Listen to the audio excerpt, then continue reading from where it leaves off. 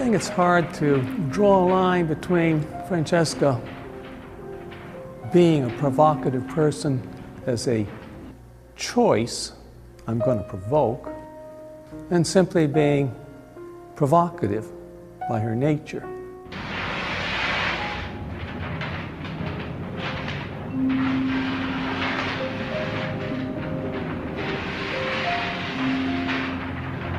I think she had quite a vivid sense of being an actor in a drama, and that sense of being an actor in a drama gave her a skill in terms of, shall we say, organizing the drama, making it work.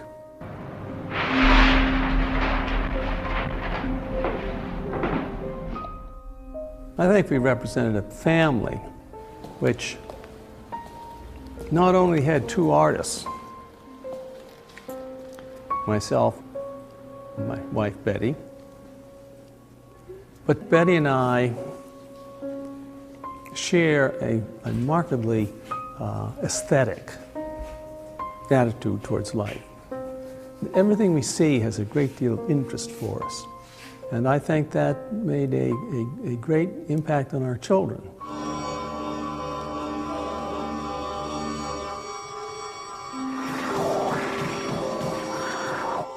Visual things, what things looked like, what we saw, ideas about art were just kind of a constant subject of discussion and just a sort of general topic of interest for us. I couldn't live with somebody who didn't give making art the importance that I give it. I just would hate them.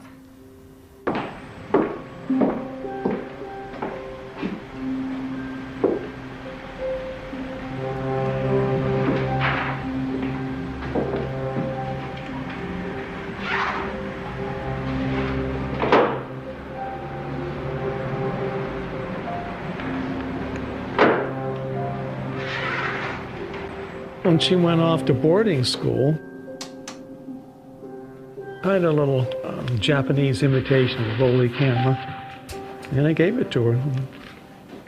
And by the end of that year, she was just on fire to do photography. I think I stepped back a little bit to give her space. And I think I stepped back because she was so good.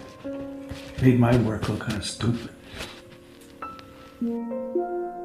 Some people wouldn't be so happy to have their 17-year-old or 16-year-old, whatever it is, making these pictures, you know, by herself with this nude guy in the studio someplace photographing him.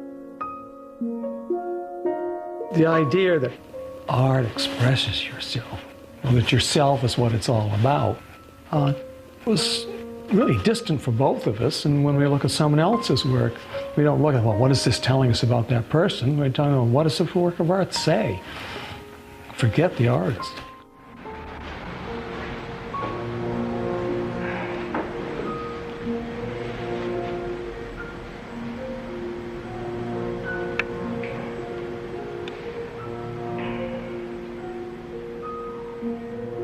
She just, you know, emotionally fell apart. And I don't know why, but, you know, maybe I've been an absolutely horrible mother. I can't go back and rewrite it. And I don't really think it's true. There is simply, on the part of a public, an interest in the tragic story.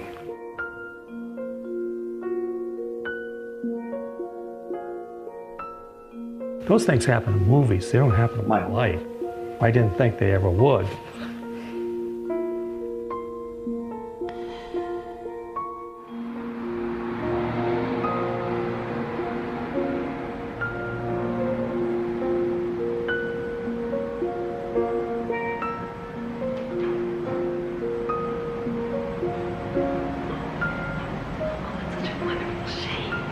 Oh, I'm really pleased.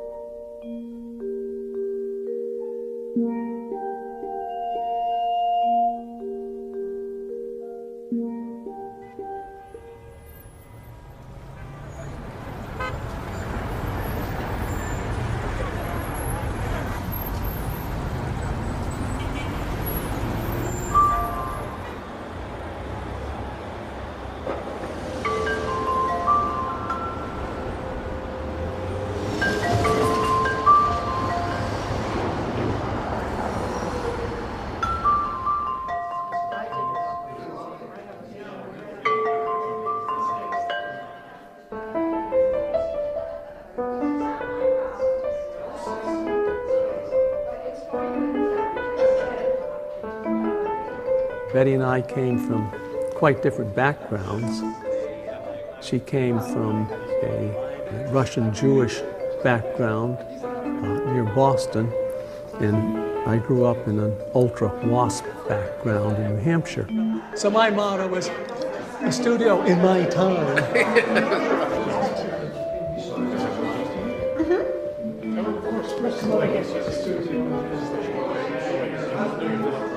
If you're standing here, you wouldn't see the bright red. If you're over there, there's a little bit of that black brush mark that's over there. The things we had in common were not the things we came from, but the things that we discovered and shared together. I really was interested in making functional objects. I wanted to be a potter and make useful functional objects that would change society. Because if you have beautiful things to use, it changes the kind of person you are. I adored my junior high school art teacher. She was very beautiful. And I'd seen paintings in collections and stuff. But I never imagined that there were actually people alive who could do that with a brush. When I first met Betty, I had a consciousness of myself as an artist, which was quite different from hers. So I think she tended to reject the art context, then almost defined itself as not being about art, not being an artist. I think in retrospect, we were both somewhat isolated, not many friends, a world that somehow didn't quite move with us. And I think we found that we shared an interest in art, and it was profound.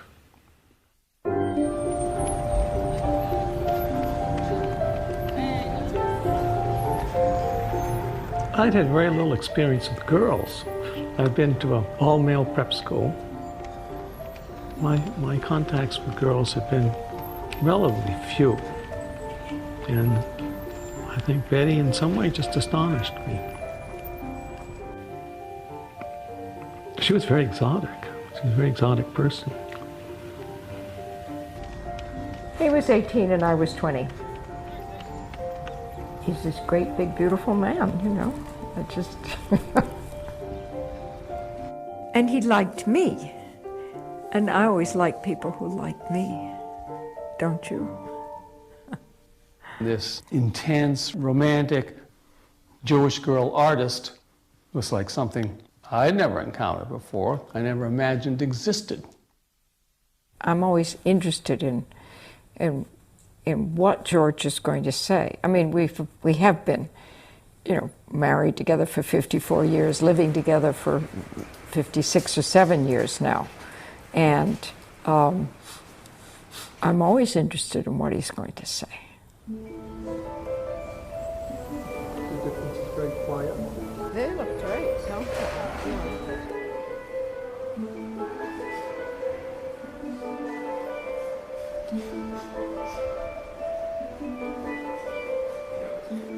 I think this looks very nice, don't you? You know, George's parents were very supportive of us financially, but didn't really want him to marry someone who was Jewish. So they were very unpleasant to the two of us for a long time. My father came to tea with us after we were married a few weeks and never set foot in our house again. My two brothers, one of his, who is now deceased, have never set foot in my house. So that gives you some idea of the seriousness of their disapprobation and their capacity to carry it for 50 years.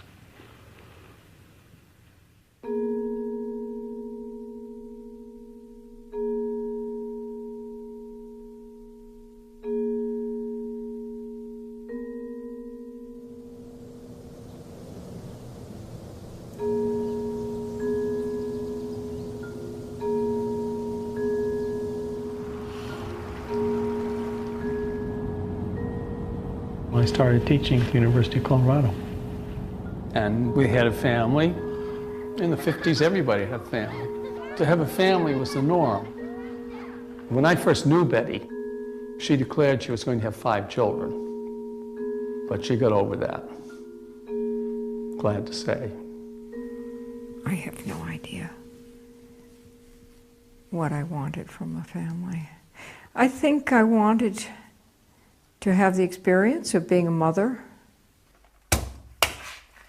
I mean, I was, 23 years old. I wanted the experience of having the baby.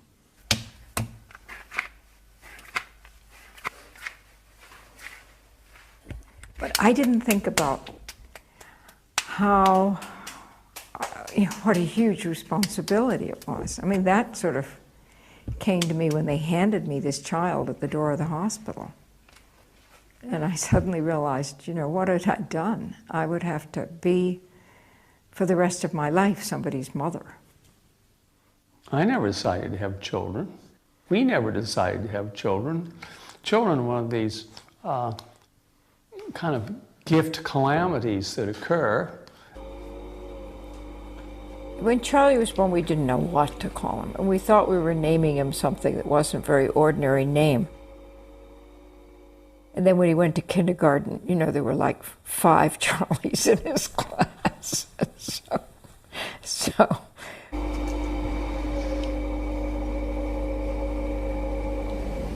it seems to me that you go ahead and have a second child because you've made so many mistakes with the first child. You need to have a second one because now you know how to do it better.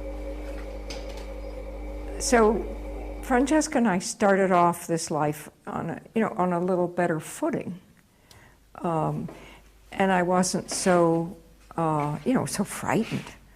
I mean, I was more relaxed with Francesca. Okay.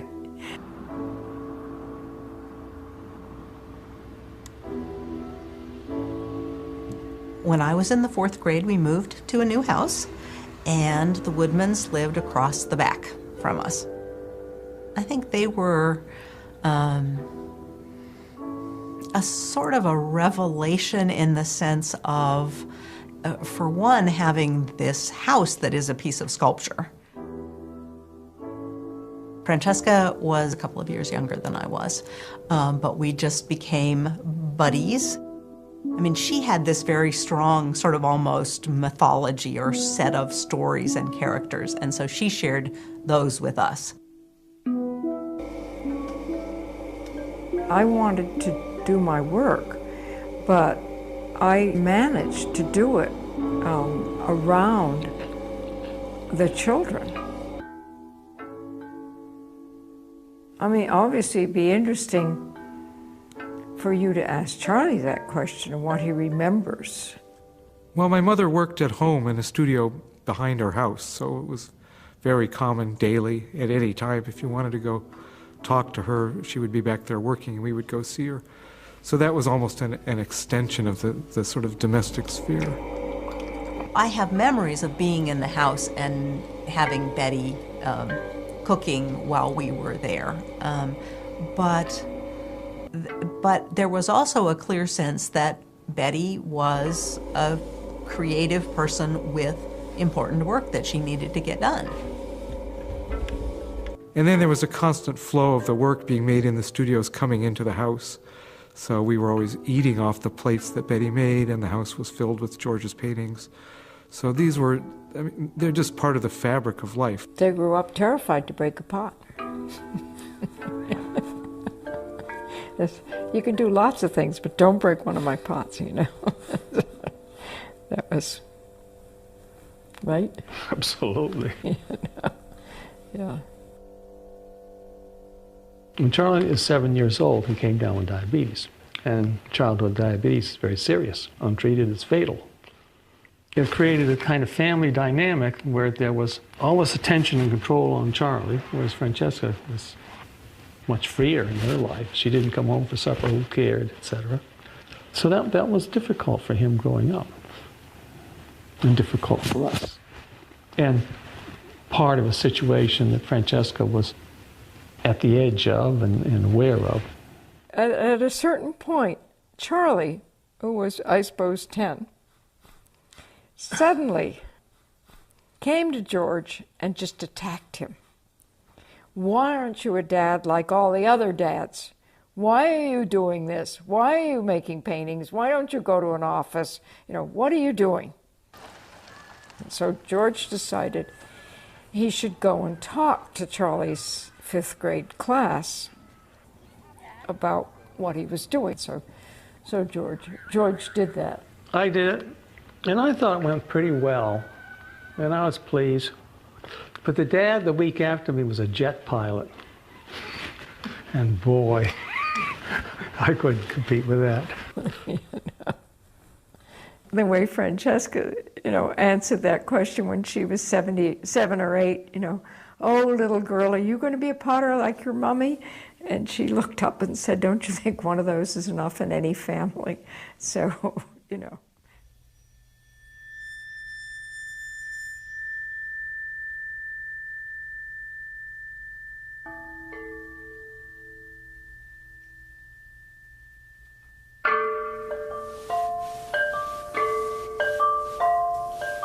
This is a piece of art that's going to be for the new American Embassy in Beijing.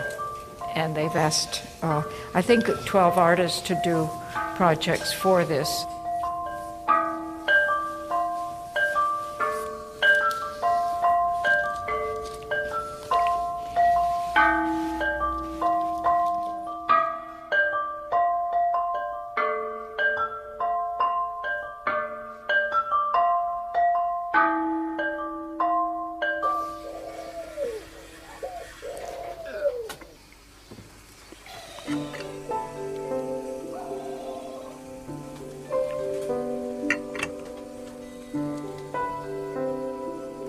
We never expected to have a house in Italy.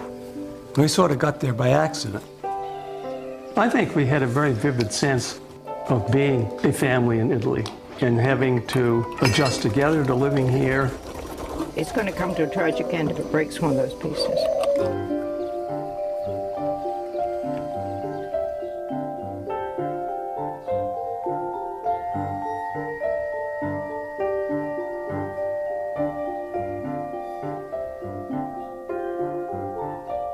When Charlie and Francesca were children,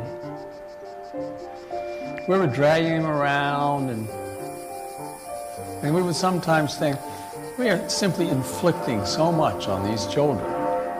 And my parents were very disapproving, and Betty's also, that these kids would be yanked out of school. Every summer we yanked them out of school before the school session was over. For 2 years, we flung them into Italian schools. Whatever friendships they had, we were interrupting. I think we felt maybe this was a little hard on our children, and I think we maybe felt a little defensive about it. When we went to museums with our small children, they would be given a little notebook and sent on their way, and we would meet an hour later somewhere. And that way, Betty and I could look at art without children around our necks. Francesca became very interested in drawing pictures or copying pictures of women in very fancy dresses. And she produced a number of very elaborately recorded pictures of the young woman in a very elaborate dress.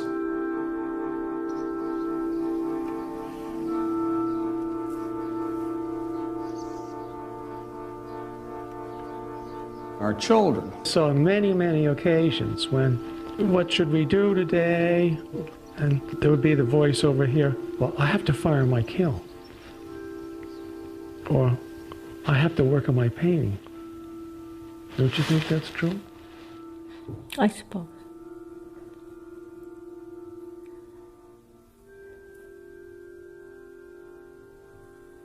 Well, Francesca, I think, reflected that in her work. I mean, I think, there's this sort of the work ethic, about the work ethic. It's not much around these days, but it was very much around. It's around here right now. Our children learn that art is a very high priority, that it's got to be done. You don't mess around and you don't go off and do hobbies on Sunday or something like that. You make art. And I think they had a sense that this is serious business from an early age. And I think that made a big impression on our children. It just always seemed that art was sort of the center of things in some way. I mean, I think my mother has said to me before that she doesn't really practice a religion, that art is kind of the religion for her. It's very easy to see how the notion would have been planted in Charlie and Francesca's heads that the valuable thing to do with your life is to create art. I think Francesca always sort of held herself apart, aloof, one might say, from everybody. So it seemed to me that from a very early age she was sort of precocious, self-determined, and special in a way which I might sort of consider myself other or different, but I would describe her as special, which had a kind of value associated to it that I didn't feel about my difference. Francesca was about ready to embark on junior high school in Boulder, and she was aware that her brother Charles was in conflict and not always happy to be around home. And Francesca decided to extricate herself from the family situation. And instead of doing it by rebelling or running away, did it by going to a very nice boarding school.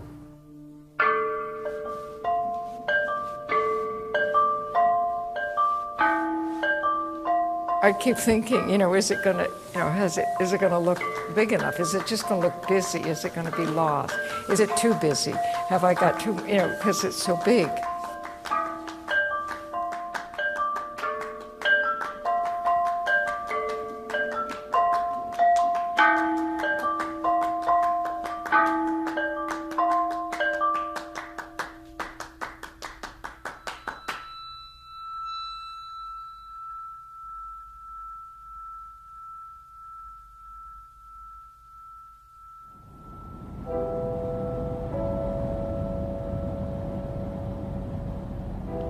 And about when she went off to boarding school, Francesca said she wanted to do some photography. I had an extra camera. I gave her a couple of lessons, and she went off to school, and she had a teacher who stimulated her enormously. The first round of photographs were very good. They didn't have the stamp of Francesca's work.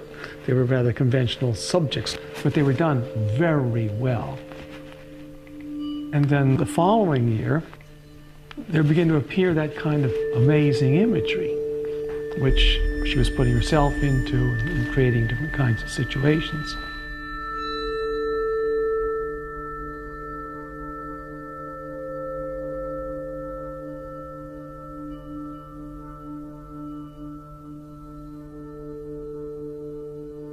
Francesca was a little bit older than I was, but in some sense we grew up together. Francesca had a slightly flirtatious manner in general. A certain kind of playfulness, I guess would be more to the point, that seemed unusual. I did have a big crush on Francesca, yeah. She was, I suppose, 16 and I was 14, and she did not want to go to Italy with her parents that year. She had a boyfriend in Boulder who was a good deal older than she. Anyway, Francesca was spending that summer with us. That summer, she was very interested in taking pictures, and she was very actively taking them. We were enough in touch with what goes on in photography to know that her work was amazing and wonderful, and the fact that they were nude pictures of herself, many of them, I think was just of no consequence to us. The nude is a long-standing subject in art, and I think we'd both been exposed to so much classical art that it seems in some way fairly natural thing to deal with. On the other hand, I think Francesca was also interested in just sort of a liberating act of undressing herself. When I first saw her early self-portraits, I think I was surprised and confused at first. That's my dear little friend, and look what she's doing with her body.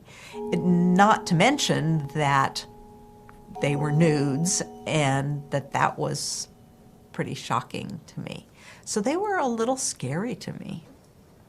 That was the time that I reached out to go and try and sort of renew the friendship with Francesca, and there wasn't much reciprocally there. And I think she had a new role in life as an artist, and I wasn't a part of that world to be useful to her.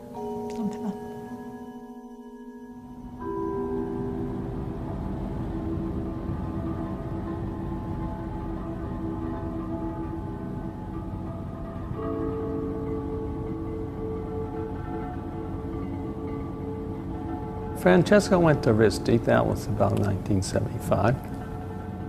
She made photographs which she was very involved with and was putting a lot of energy into it. Her work was so formed that really nothing could impede on the outside.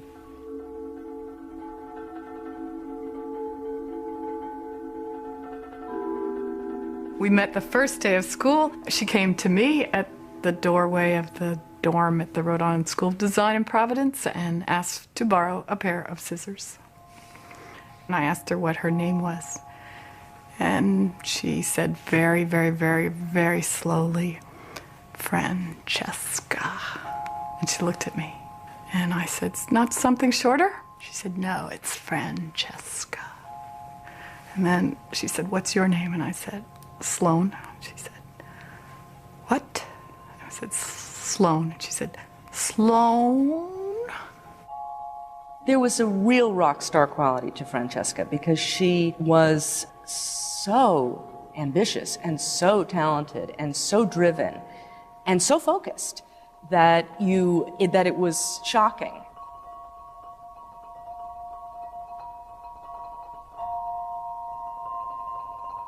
She had this enormously sophisticated eye and was incredibly original. She came with the idea that she was a photographer.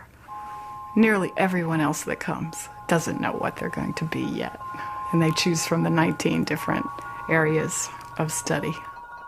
She came knowing. She was a photographer and she didn't want to take 2D and 3D design classes.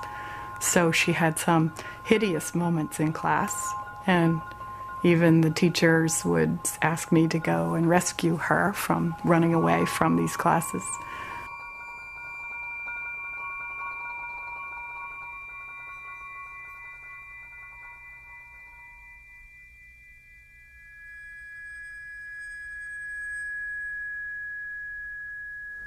I think when she had been photographing herself for several years, we began to wonder if there was not an element of self-preoccupation here, which was a little excessive.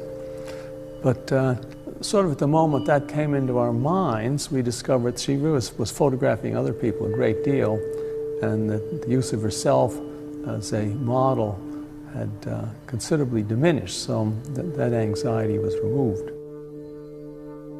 She had a notoriety in the photography department for having amazing work.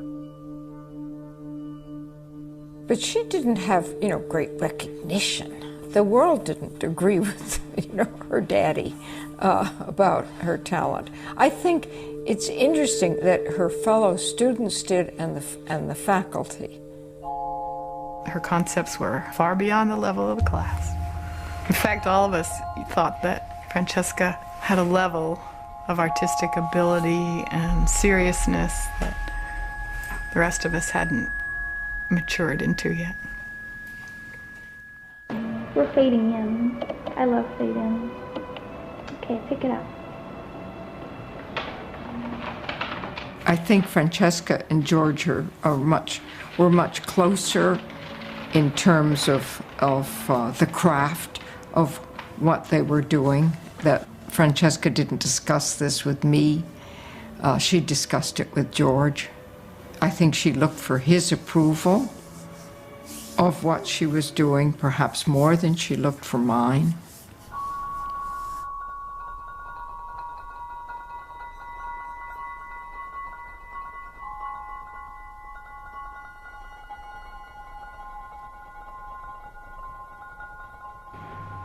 I think we always got along with Francesca. We didn't want any conflict with Francesca. I think we were in awe of Francesca. She was fun to be with. Sparkling.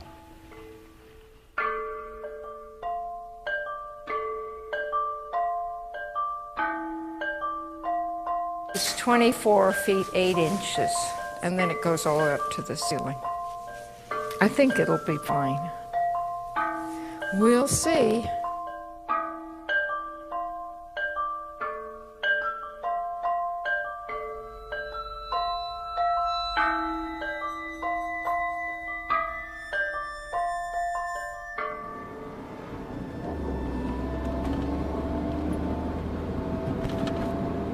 When she was 17, she went to Italy for a year as part of the RISD program. Si deve immaginare questa bellissima ragazza con questi meravigliosi capelli biondi, con questa pelliccia, perché era inverno, pelliccia nera, questo contrasto tra il giallo dei capelli, l'oro dei capelli e il nero era veramente bello. So Francesca finds she spends a year in Rome. She takes a lot of pictures. She takes wonderful pictures. Does she take a picture of a fountain in Rome? Does she take a picture of a cathedral in Rome or the Spanish Steps? No.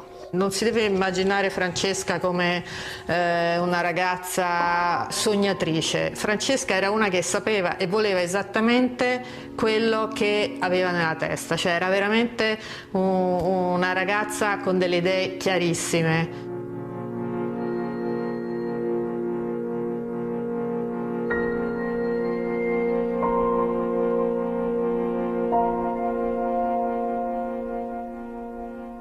Nella testa di Francesca ogni scatto aveva un senso, ecco, come ripeto, lei era il suo progetto, c'erano sempre dei progetti, ecco, non faceva mai delle cose a caso.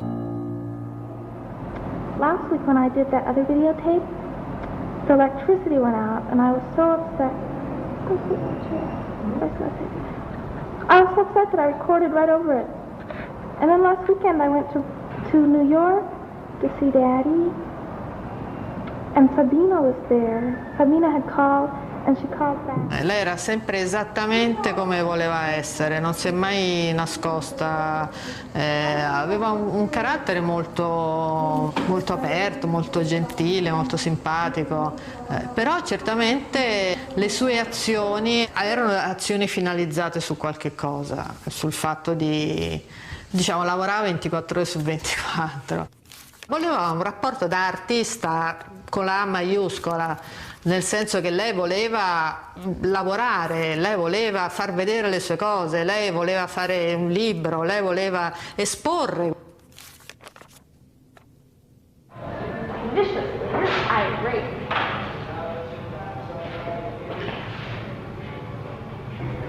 Try pushing your skirt down.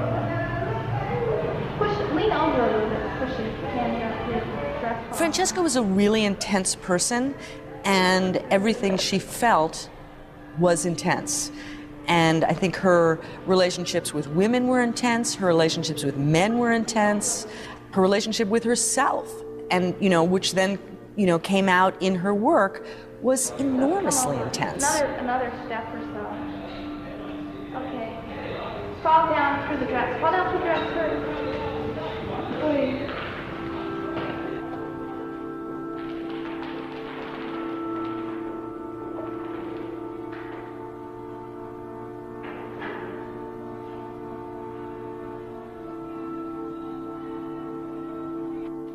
She had incessant sexual attempts. And it was a sad situation that it was something she did that didn't have an emotional meaning beyond the fact that it might have worked itself into a photograph a little bit, or she would almost play with the idea that it was important.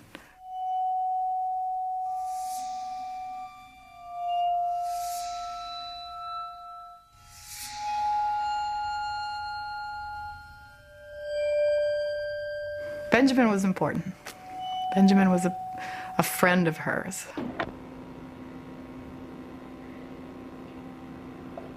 I think Benjamin was a man she saw herself being with in the manner that her mother and father were together. And she could see herself as she conceived her parents' relationship.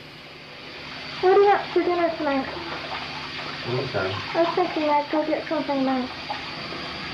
I figure we deserve it. How do I escape humanity? It was absolutely Francesca Woodman's first caring love. I just remember her talking about him as her boyfriend.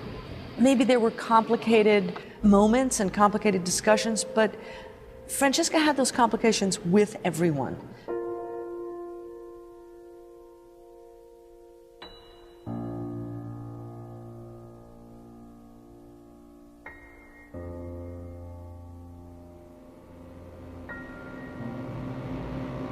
Okay, you ready for spitting image?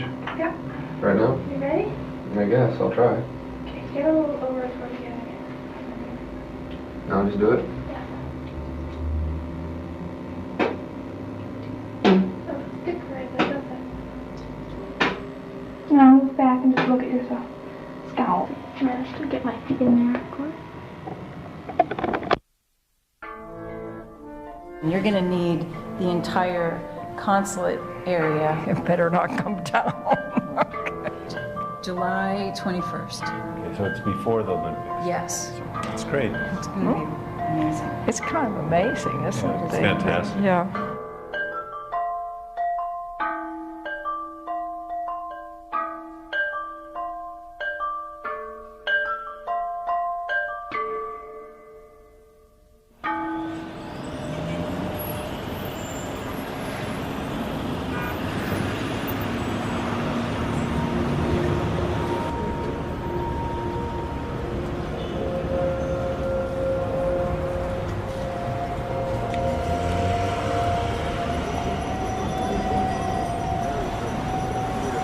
We moved to New York, which we really did so that George could have some recognition, but it was very hard for him.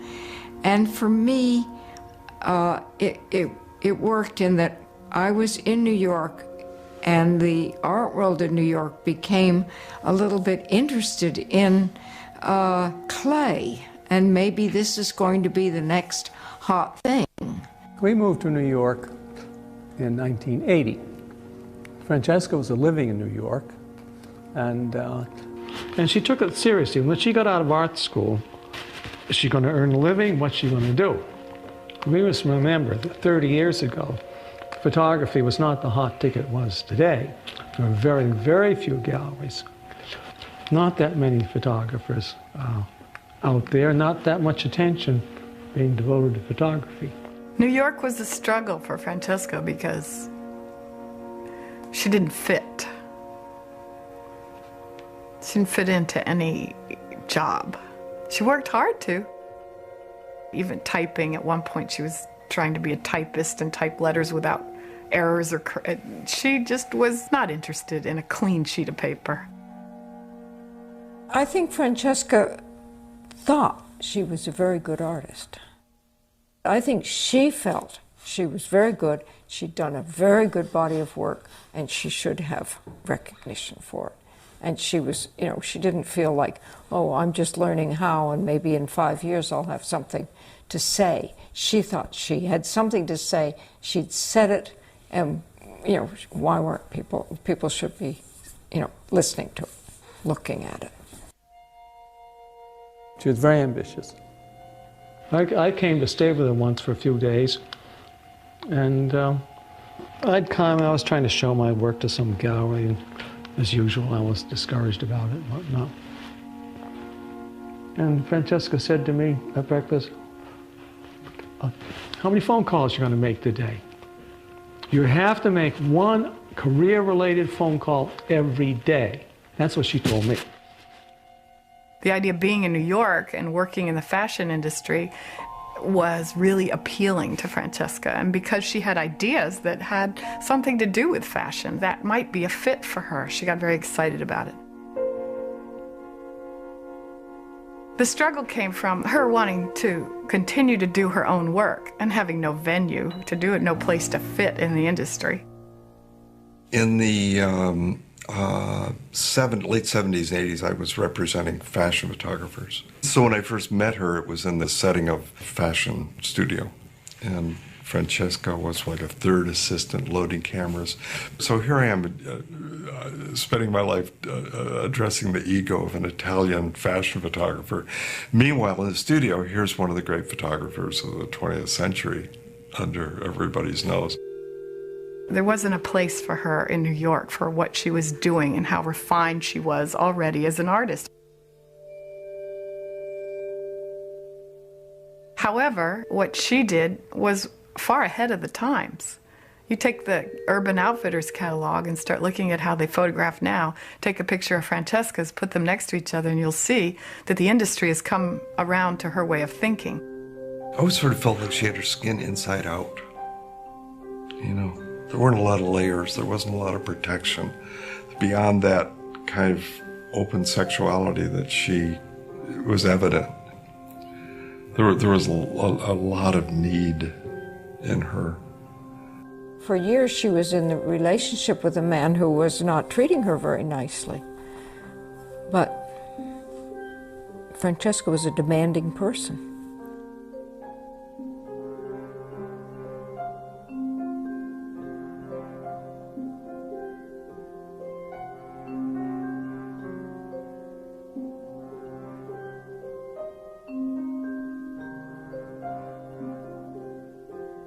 I'd have to say Benjamin loved her, and even if he broke up with her, he did it in such a fashion that he had not truly lost touch with her.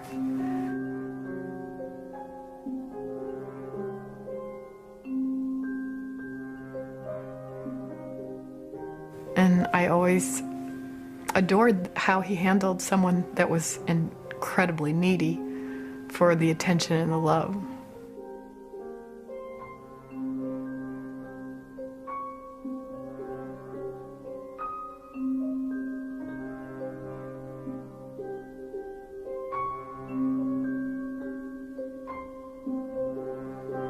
I think there was a point where in her personal life she was discouraged and demoralized, and she found that it made doing her work as an artist difficult.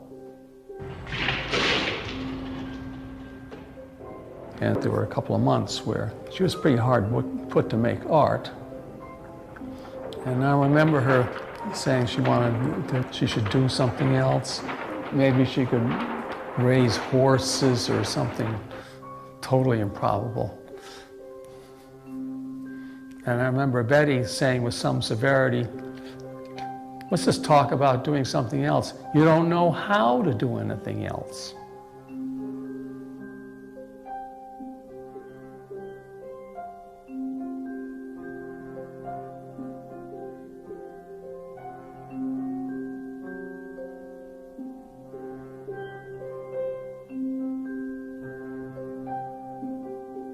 I looked at Francesca's photographs almost more as formally as what they were, rather than getting myself tied into knots over the subject matter. I mean, other people disagree with me, so I feel that I don't see them as autobiographical. But I think, you know, in a way, all the art we make is in some ways autobiographical. It's about us. Francesca Woodman was not trying to disappear as a representation of her state of mind when she was hiding behind a scrap of wallpaper. it was her making a parallel. How would it be to be that peeling paint or wallpaper? How does the human form relate to it? You put yourself in it.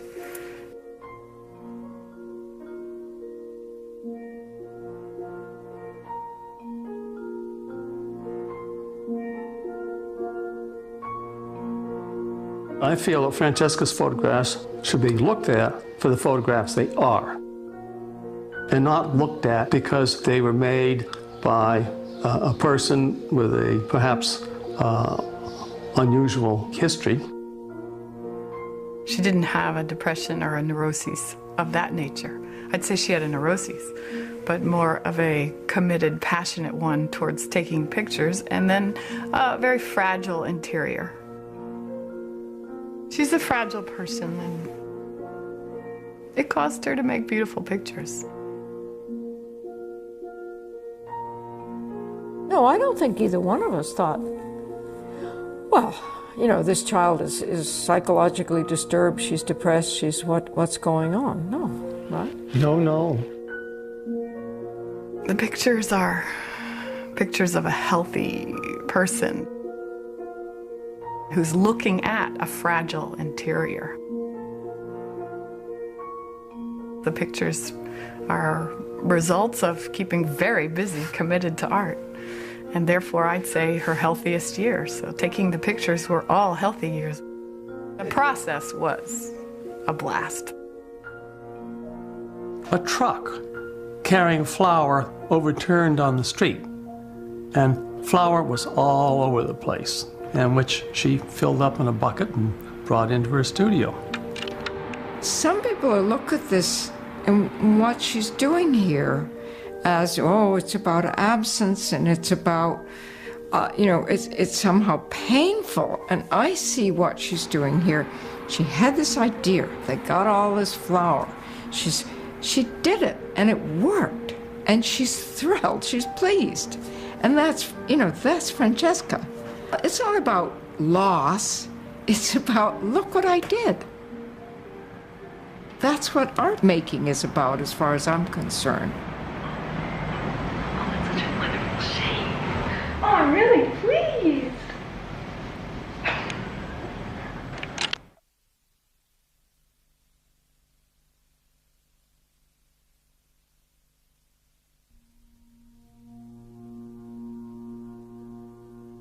She would be saddled with a great sense of her accomplishments and her abilities, at the same time with a great sense of it's not good enough, my work isn't what it should be, I'm not pushing ahead sufficiently.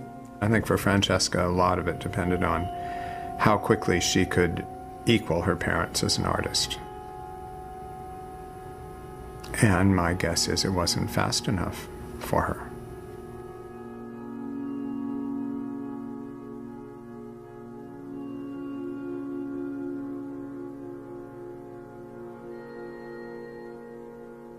September 1980. She was very distressed. We said, well, you should try to see a therapist. I'm not sure the therapist took her seriously enough. Who knows what the story was.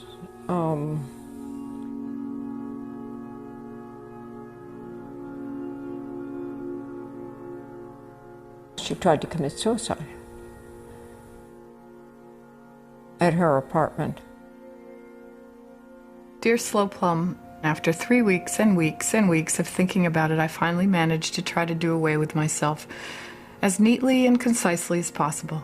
I do have standards, and my life at this point is like very old coffee sediment, and I would rather die young, leaving various accomplishments, some work, my friendship with you, and some other artifacts intact, instead of pell-mell erasing all of these delicate things. We went over there and, got the fire department, broke the door down, took her to the hospital. But then, she appeared to be better. After that first suicide attempt, she did call me, and I was clear that she was unhappy and had been for a while, and worried about her, and she said, "I'm not taking pictures." And that was alarming. Someone who you'd spent so much time with taking pictures wasn't taking pictures. I think that one statement alarmed me more than anything else.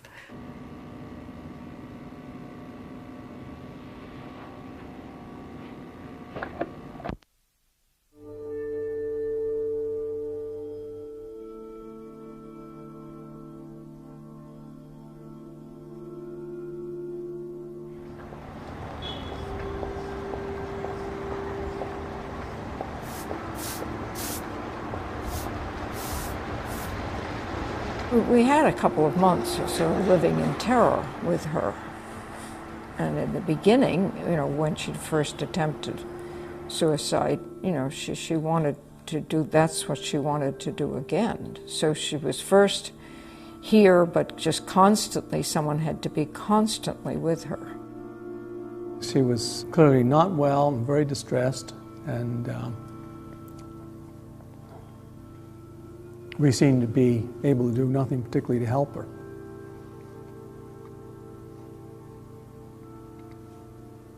And I just think things unraveled. She came to my apartment for a dinner party, and there were half a dozen people, and I just looked at this photograph, and here are all of us kind of clowning for the camera, and everybody sort of clustered together looking at the camera, and Francesca is leaning over the edge of the couch away from the rest of the group with this kind of haunted, sad face.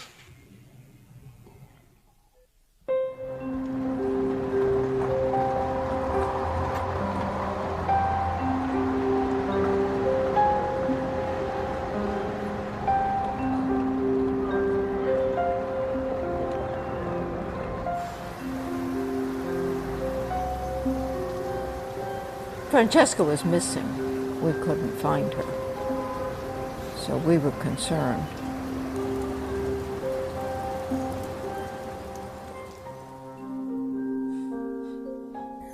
Okay, let's see. I mean, she called, she said she was not feeling very well again. The psychotherapist had thought that maybe it would help her to take some kind of antidepressant drug. She was taking it. She was feeling better. She decided, with our approval, that she would go and live in her own apartment again and not be here sort of under our constant eye. I don't know. I mean, and she went home, and I think what happened was she stopped taking the drugs, got very depressed, and just felt that, as she wrote down, her life felt like a stale cup of coffee and it wasn't worth living. That was... She had a bad day. She had hopes of getting this NEA grant, which may not be realistic hopes, but she had plenty hopes. Well, she didn't know she didn't get it either. Well, she knew. She knew she found out she didn't get it, and she had her bicycle stolen on the same day. That was just a crappy day. Francesca came over to babysit, and I knew that she was in a very withdrawn state. And I, more than once, I remember saying, "Are you okay?" And she said, "Oh yeah, I just am getting the flu." I called Bob Kushner, who's a painter friend of ours. He was sort of irritated that, why were we sort of staying so on top of Francesca? No, she wasn't there. She'd been there, but she said she didn't feel well and she'd gone off.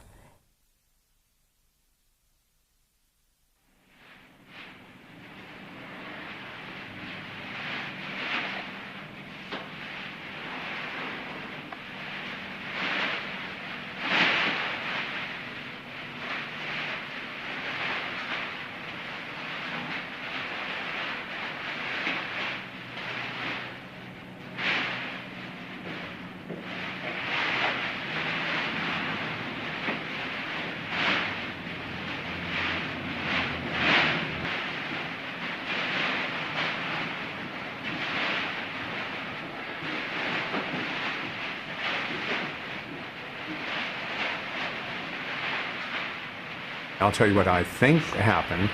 Is that she left our house, tried to call a number of people, couldn't call, couldn't get through to people, tried and left a number of messages for the man she was seeing, couldn't reach him, and then according to George, came back to the building next to us, which was a public building, went up to the roof and jumped off. We got a telephone call from a psychotherapist.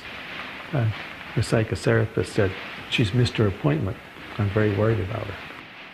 So this started a frantic search, which didn't yield anything until the police yielded something. Body taken to the morgue, no ID. And the reason it took so long was the face was not recognizable. And he identified her through her clothing.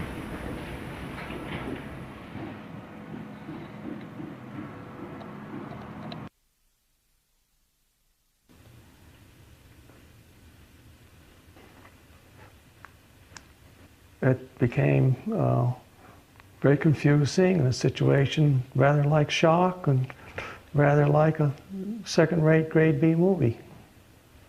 This isn't real, you're in a movie. The cops are taking you to the morgue, et cetera, et cetera. Those things happen in movies, they don't happen in my life. I didn't think they ever would.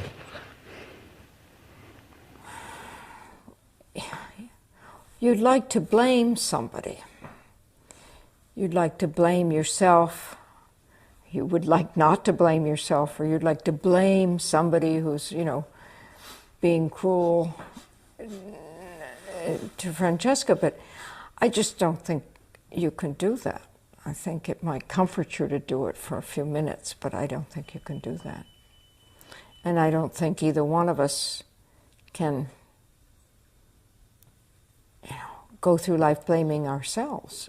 A few days after Francesca's death, I called Betty. I called to New York, and I don't know that I had ever spoken on the telephone to either of them.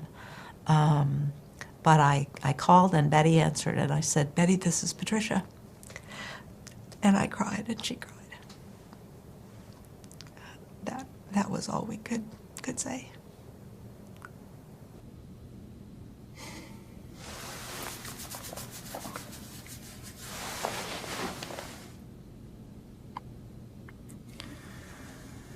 She just said that Francesca killed herself.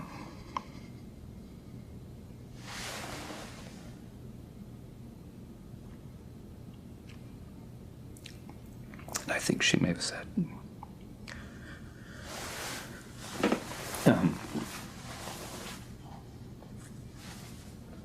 she may have said how.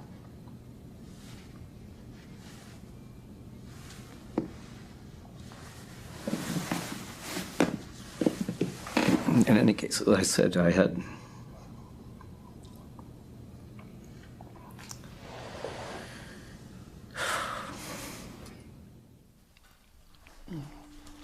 one of the chapters in my life is the loss of a person to whom I was greatly devoted.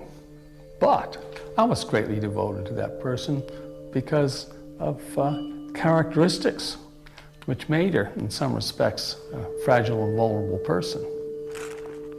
The characteristics which made Francesca really a fascinating and creative person is part of the price of being that person. You can look at it that there is a psychic risk in being an artist, and it may well have made life more difficult for her. And if she had, as a child, been primarily interested in the peer girls and what people were going to wear to the high school prom, I would not have found her so interesting or been so attached to her. They're such terrible photographs. You'd know that Francesca hadn't taken them.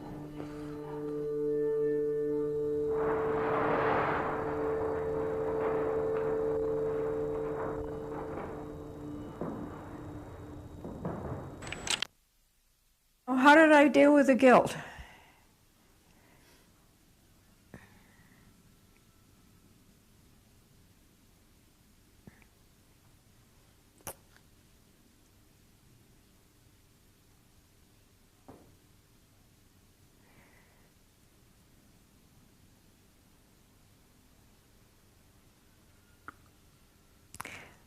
I tried to stay away from it.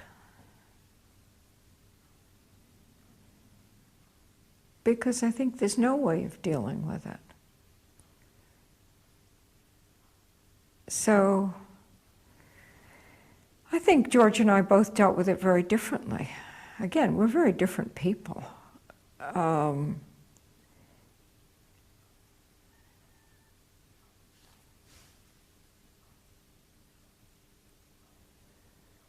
I just don't think I can really go near it today.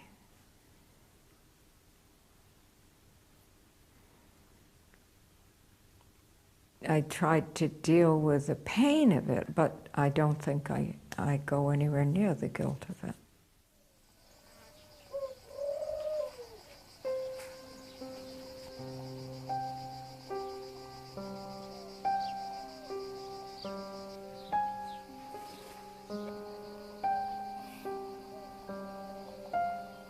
I'd been producing paintings for many years and had not really much success in bringing them to the attention of the public. I was invited to be in an exhibition of 19 artists at the Guggenheim Museum. And for me, it was this is the important event in a career which then had gone on for 25 years or whatever. And Francesca killed herself 5 days before the opening. So at a moment where I sort of felt that somehow this scattered life of mine was coming together to some focus, it was all scattered back again.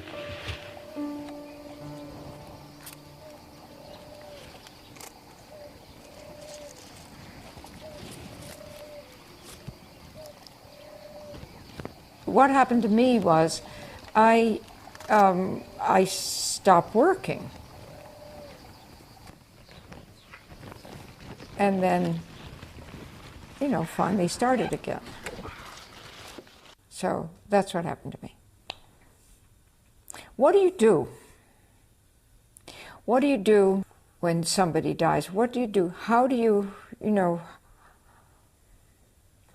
how do you go on living? What do? You still get up, you eat, you're like you're yourself, and yet you're not yourself. A few months after she died, I found that I was distracted and confused. I had a hard time concentrating.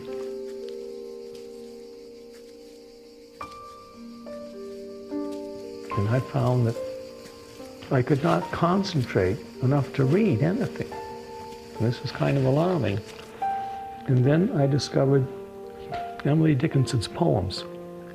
They were so short that I could comprehend them within the amount of attention I could focus. I did all 1,200 poems. Both Betty and I have learned for many years, like many artists, you don't sort of think, well, shall I go in my studio today? Or I really don't have any good ideas, maybe tomorrow I'll have a better idea. You go in your studio. If you don't have any ideas, you sharpen pencils. If you sharpen pencils long enough, you get an idea. It seemed more evident to me that George was impacted and kind of, physically sort of crushed in on himself and pained. And his work in photography started after Francesca's death. Let's move the chair about 6 inches this way. I think my work changed quite dramatically after Francesca's death. It's a very complicated chapter for me, the shifting of my work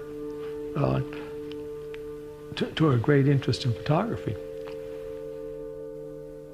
I was an abstract artist for many years, so the transition to the figure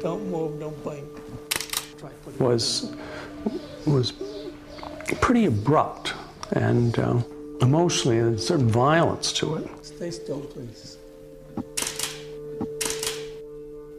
I don't know that in any conscious way he feels that he's carrying on her work, but that his creation of photographs is in some senses reminiscent of some of Francesca's work. Thank you. That was good. How many rolls did you get through today?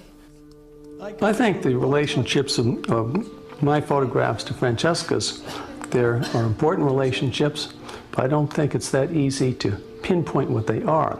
In some sense, George's photographs, which involve models and young women and so on, are photographs which work with a kind of mise en scène that Francesca's photographs also worked with. So I think there is a kind of responsiveness between the two works and the two bodies of work. I don't really remember what happened to my work after Francesca died. I think I know, I mean, the first thing I did was just to keep my hands busy. I made a bunch of tiles for the kitchen to go behind the sink or something. That's when I made the decision not to make the functional pots anymore and just sort of made the leap into things which weren't particularly functional. I think Betty's a tough person, and I think it was very tough, and I think it made her in some ways more determined. She'd always thrown herself into her work, and she's always pushed herself. Eventually, I simply, in some way, was healed by the process of working.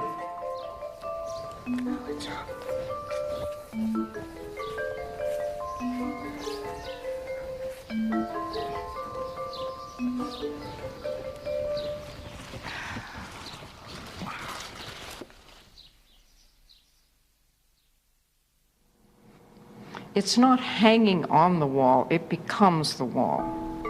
So it goes from window to window. And I don't think it's a good idea to just leave the fabric edge.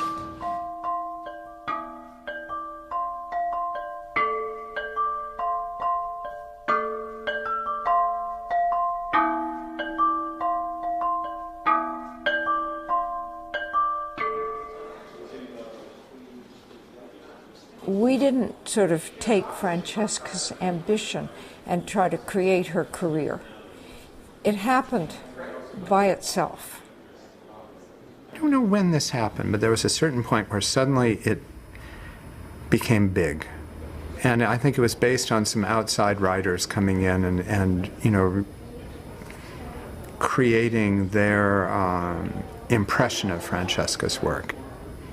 I really feel frustrated when the tragedy it overweighs what you're looking at, rather than the brilliance of the photographs. And they're brilliant. You look at them, they look up to date. It's quite shocking that 30 or more years later, they look like they could be done today. There was a confidence and a bravura there that is inspiring. Among other things, I teach the senior thesis class at SVA in photography. There is never a year where I don't have a number of students that are absolutely obsessed with Francesca, you know, and I feel like it's almost, you know, celebrity status. How could you know the value that these things were? I was buying for $20 would be worth, you know, $20,000. And as my kids were going through college, every time a tuition bill came due or something, I'd just sell another woodman because I had a big stack of them. It's pretty wonderful to have someone, you know, stop. There they are, they're looking at your work, and there they are, they're looking at Francesca's work. I think Francesca occupies a much larger place in the mental lives and the lives of my parents today than she does for me. So they're much more concerned with her legacy, her reputation. A lot of the energy of the day is about Francesca. There's a lot in our lives that is about Francesca, and that's, of course, a way of keeping her there.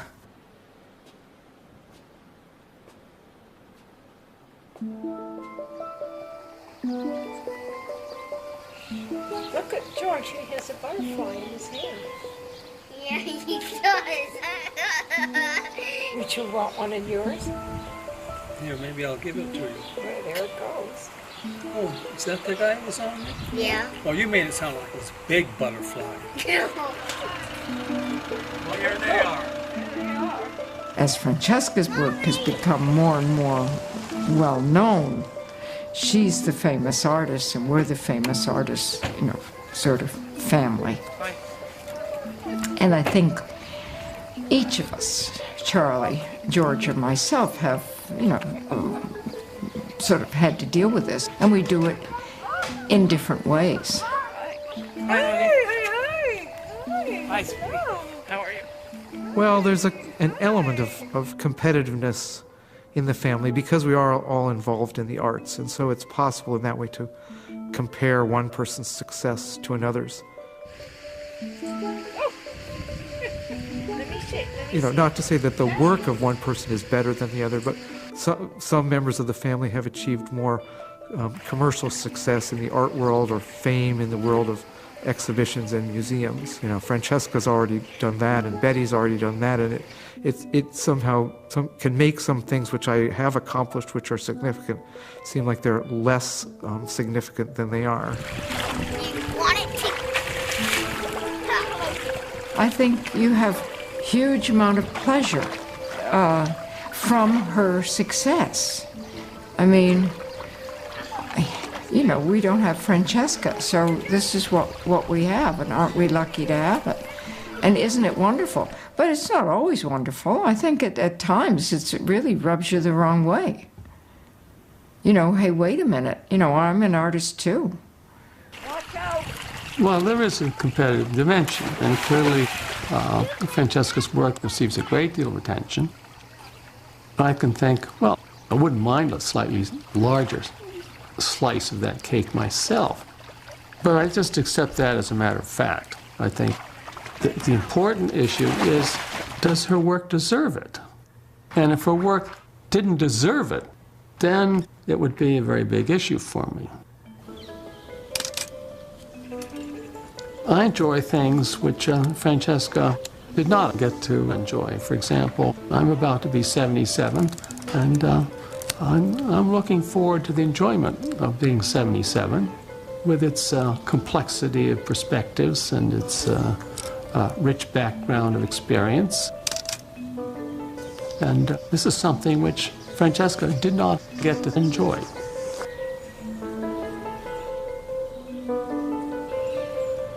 So I may not be getting a great deal of attention, but I think to stay alive is it's a pretty good thing to do.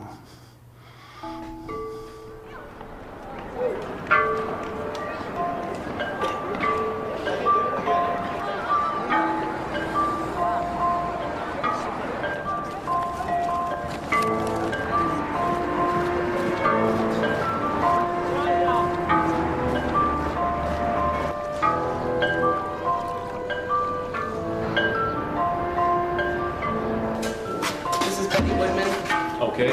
Hi. Ah, the woodmans. The Woodmans. Because I've got two here. George. Okay, George Woodman. I was very nervous and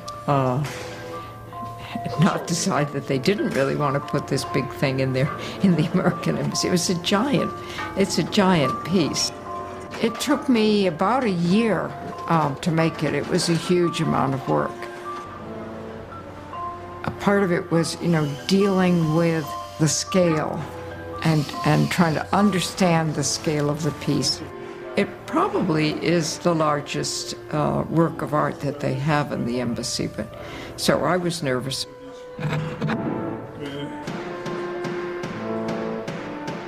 The piece has painted canvas and then wooden shelves and ceramic elements that are mounted on the painted canvas. The scale is just huge.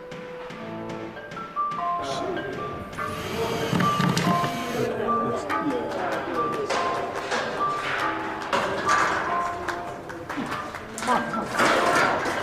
better. It was pretty emotional walking in and seeing it. Oh, I was very pleased.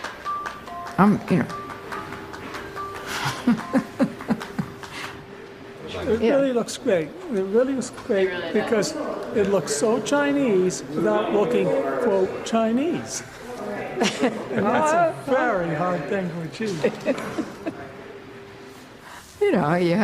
You have your moments of thinking you're a genius, and your moments of thinking you're just an utter failure. So no, this was a moment of thinking, how could I have done anything that wonderful?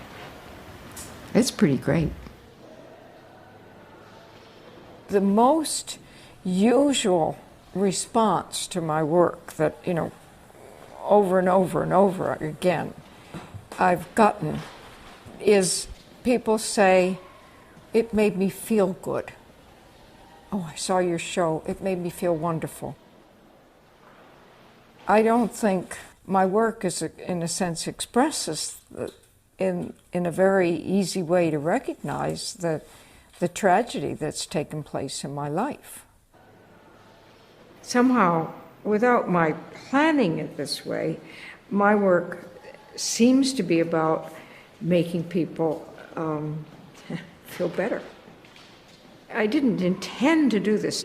I think somehow, maybe I want to make myself happy. Maybe that's why I'm doing it.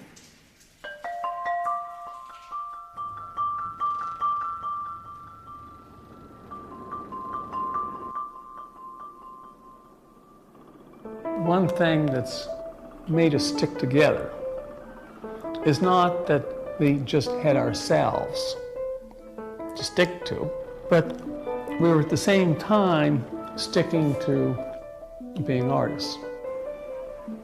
We've found in our lives and our experience that the aesthetic, the experience of art, it's almost vulnerable in this world, but enormously rewarding, enormously important, enormously humanizing. I talk about this sense of memory in my work and the sense of memory in making art, and that all art is for me, about remembering and about memory. There's a little coffin. I'm afraid some poor child has departed.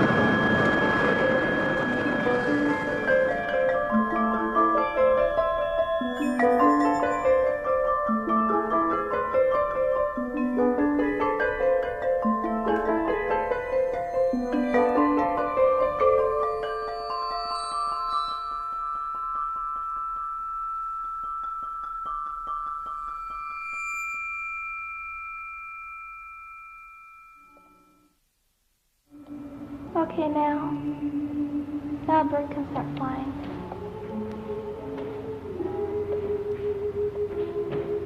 And you can stick your arms up.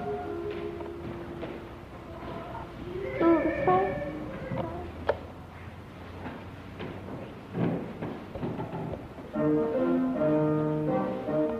Okay, come in now.